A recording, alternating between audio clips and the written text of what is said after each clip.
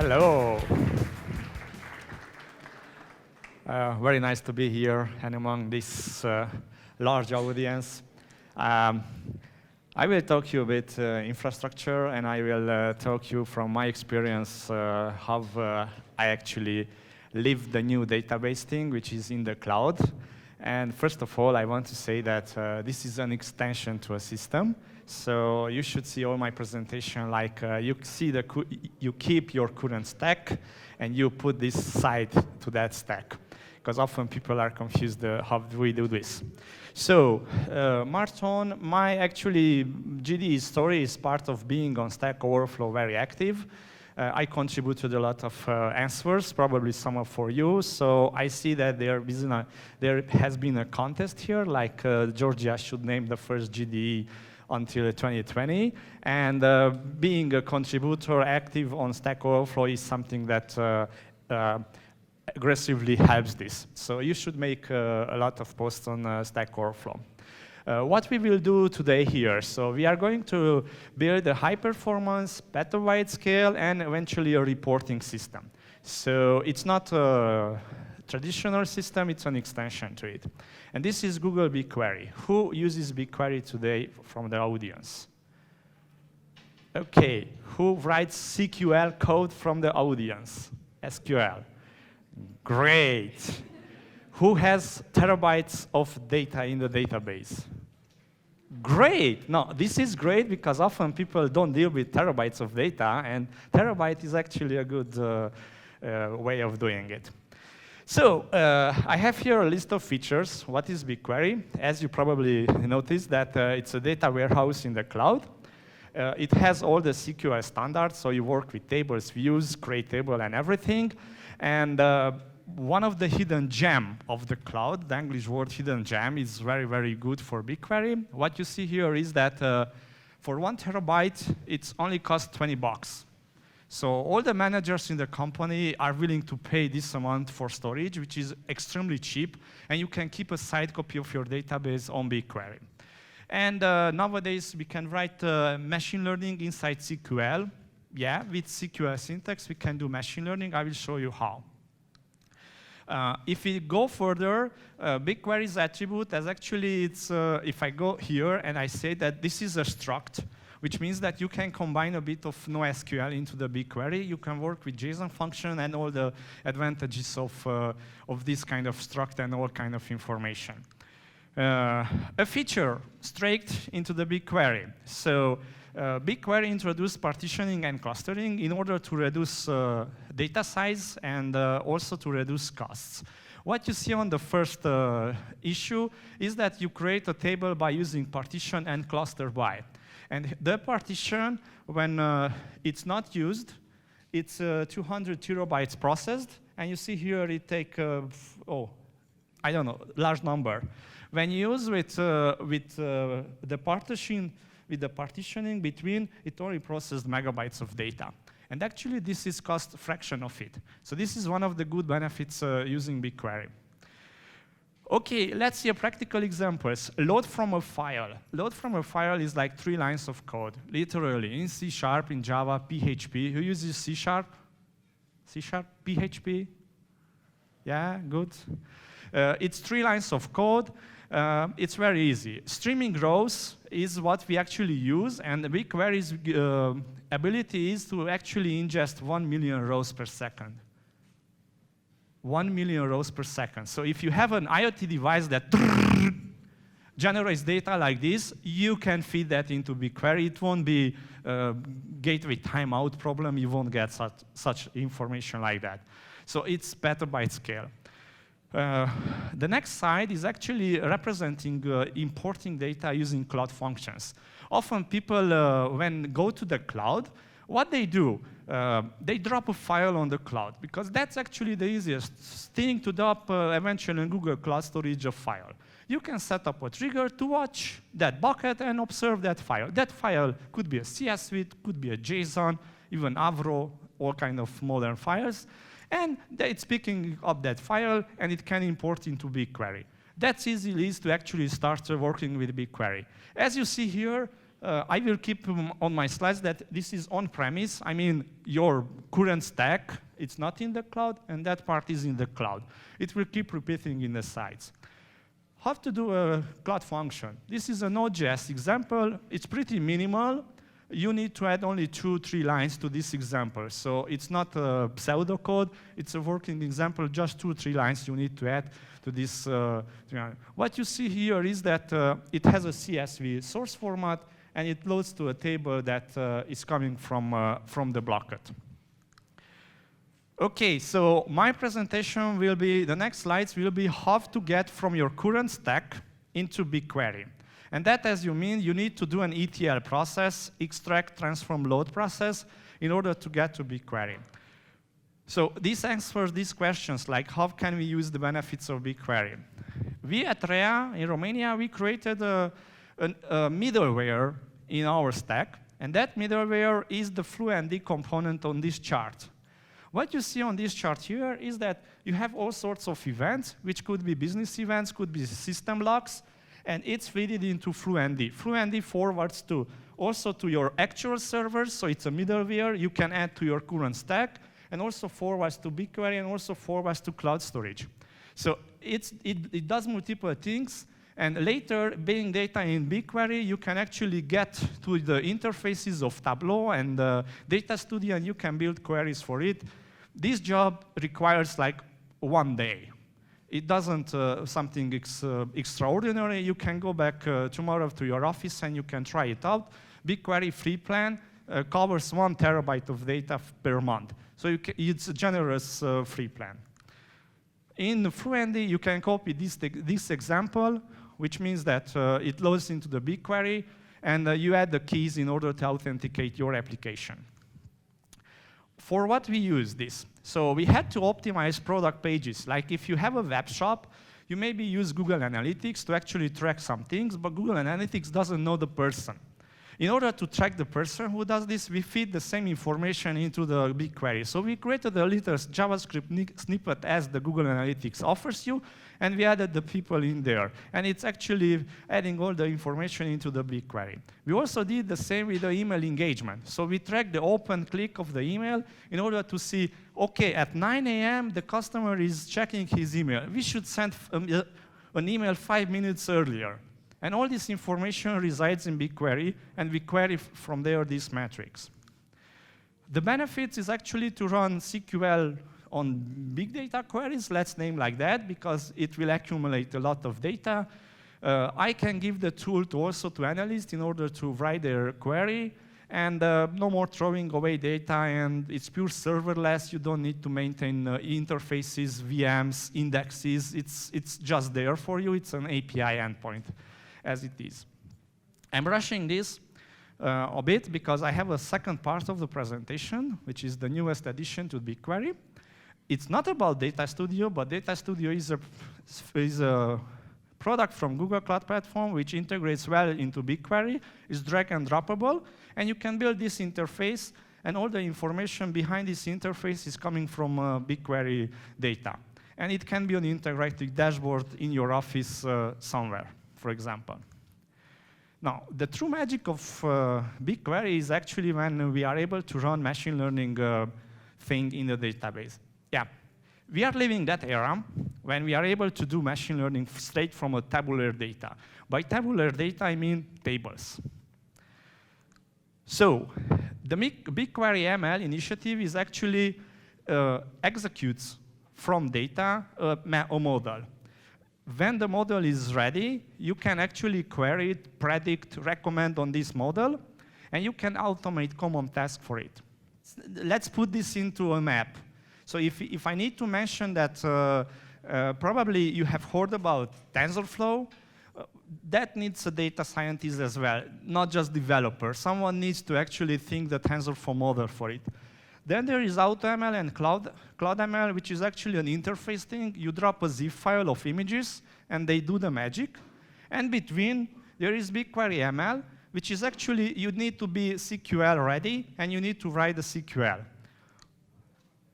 Right now, there are lots of models ready in BigQuery. Some of those are in alpha. but Google launches a big conference next, so probably they will be announced in beta. The alpha is public alpha, so you are able to actually get into this alpha by contacting your Google relatives, as I am all the Googlers who were here today, and we can help you to actually enlist to try this out for your data. I will show only just 2 models for you for here, and I won't show the theory behind these models because it's actually, for this phase, we don't need to know the theories. So there is an example which is accessible and by that link, and you can try out at home. It will create a model that actually will predict from a website hit the visitors who will make a transaction for it, based on the machine learning algorithm. And for this, you need to write 3 queries: a create model, an evaluate, and a predict one. How does create model look like? Hopefully you see in the black as well. So I'm coming here. It's not create table. It's create model. I have some parameters there, and then I have a select, which is the input for the create model. The select is the same that you write today. What you need to write at definition is that, on this case, you need to add a label, which is actually, in this example, is true or false. Has something, doesn't have something. Did something, not done something. Based on this, it builds up a data, and it completes in 7 minutes. I mentioned that it completes in 7 minutes because this is not select to return data, it's to build a model. So it takes 7 minutes. It's not something that works like that, but it takes some time.